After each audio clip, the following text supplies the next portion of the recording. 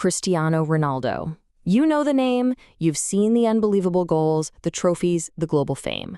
But have you ever really stopped to ask what's actually going on underneath it all? What's the real secret? Well, the easy answer, right, is to just look at a guy like him and say, oh, he was just born with it, a gift from the gods.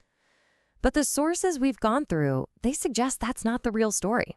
Not even close. In fact, when you really start to dig into his life, his habits, his entire philosophy, you see something else entirely. It's not a gift, it's a system. A repeatable, almost fanatically disciplined approach to being the absolute best. So what is that system? Well, we're calling it the Ronaldo Code, and it's built on 3 incredibly powerful pillars of discipline: mindset, fuel, and work. And that's the blueprint we're going to deconstruct for you today. All right, let's kick things off with the first, and you could argue the most critical pillar, his mindset. Because you have to understand, before he even steps on a field or in a gym, this is the engine that drives the whole machine. And look, Ronaldo says it best himself. He's totally aware that talent has a limit. He knows that dedication is the only thing that can smash right through that ceiling. And this isn't just some nice quote for a poster. This is the core of his entire operating system. So what does this champion's philosophy actually look like day to day? Well, for starters, there's his unwavering self-belief. He literally says, "In my mind, I'm always the best." He's also completely obsessed with winning. He treats criticism like rocket fuel. Failure? That's just a chance to learn. And the foundation holding it all up?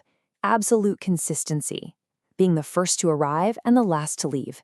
Every single day. And this mindset isn't just for the football pitch. It seeps into every single part of his life. There's this classic story from his old teammate Rio Ferdinand, who beat him at table tennis. Ronaldo was so mad about it, he bought his own table, practiced for 2 weeks, came back, and made sure to beat Rio in front of everybody. I mean, come on, that's what separates the great from the legendary. So that relentless drive brings us perfectly to pillar number 2, fuel. Because you can have the most powerful mindset in the world, but if your body can't cash the checks your mind is writing, it's useless. Ronaldo treats his body like a finely tuned F1 car. Get ready for this. He doesn't eat 3 square meals a day like the rest of us. He eats 6. That's right, 6 smaller, high-protein meals spread throughout the day. It keeps his metabolism firing on all cylinders and his energy rock solid. No crashes, just constant fuel. And the thinking behind his diet is actually pretty simple. It's clean and it's functional. Everything is loaded with lean protein, good carbs, and nutrients. And what's not on the plate is just as important. He completely avoids sugar and processed junk.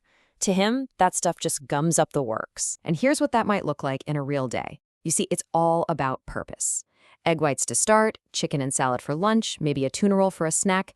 Every single meal is designed to do a job: build muscle, provide energy, and aid recovery. Now, the fuel pillar isn't just about food. It's about recovery. And here is a truly wild fact. On top of a full night's sleep, Ronaldo takes up to 5 90-minute naps a day. For him, sleep is a non-negotiable part of his training. It's when the magic happens, when the body heals and gets stronger. So rest isn't laziness. It's a strategic weapon he uses to stay at the absolute top of his game. Okay, so we've got the mind, we've got the fuel. Now for the third and final pillar, the work. This is where he takes all that mental drive and all that physical fuel and puts it into action, forging one of the greatest athletic physiques we've ever seen. And the results of all that work are just staggering. Sources say his body fat is consistently around 7%. 7! That's the kind of number you see on a professional bodybuilder, not a guy who has to sprint for 90 minutes. That body is built, not born. And he is not just in the gym lifting heavy things for the sake of it. His training is functional. It's all designed to make him better on the pitch. We're talking explosive moves like box jumps for power, functional strength like squats, and just brutal conditioning to build that incredible endurance. And none of this is random. It's a highly structured week, mixing different kinds of training. But look closely at that schedule. You see those 2 rest days? They're just as crucial as the work days. He's mastered the art of pushing his body to the limit and then giving it exactly the time it needs to recover and grow stronger. And this story, from another teammate, Patrice Evra, it just perfectly ties everything together. Evra gets invited for lunch, and it's just chicken, salad, and water. The second they're done, Ronaldo says, "Okay, let's go play two-touch in the garden." It just shows you the pillars of fuel and work are completely intertwined. There is no off switch. It is a 24/7 lifestyle. So when you put all three of those pillars together, you get so much more than just a talented soccer player. What you really get is a blueprint, a code for achieving and sustaining greatness that honestly applies far beyond the world of sports. So let's recap the Ronaldo Code one last time. Pillar 1, the mindset, believing that dedication will always beat raw talent.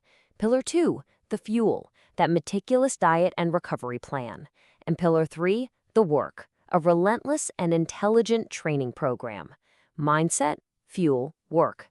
That's the code. In the end, it really does boil down to this simple, powerful idea from the man himself.